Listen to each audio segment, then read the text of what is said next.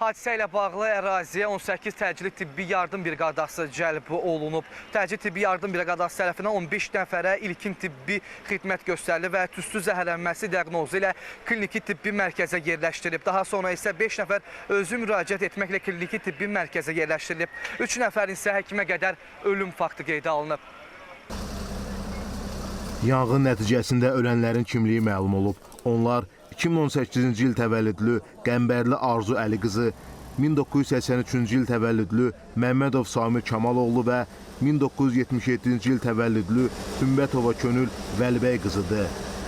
Fövqəladə Hallar Nazirliyinin 112 qaynar telefon xəttinə Bakı şəhəri Yasama rayonu Mirəli Seyidov küçəsində çoxmərtəbəli yaşayış binasında yanğın baş verməsi barədə məlumat daxil olub. Məlumatla əlaqədar dərhal əraziyə Nazirliyin Dövlət Yanğından Mühafizə və Xüsusi Risk Xilasetmə Xidmətlərinin, həmçinin Bakı Regional Mərkəzinin qüvvələri cəlb olunubdur.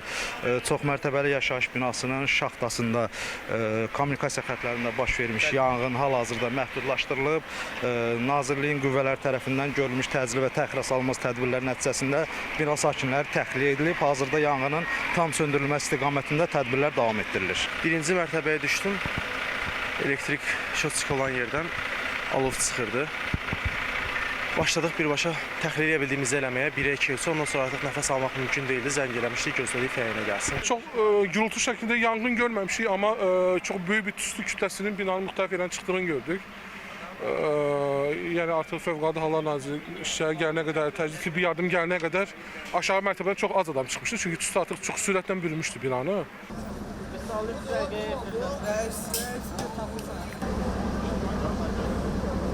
İkilinin elektrik şaxtasında baş verən yanğın tam söndürülüb.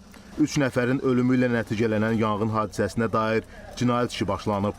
Vüsal Arifsoy, Ruslan Qasımov, Nemət Məmmədov, İlkin Əli, ASTV Xəbər.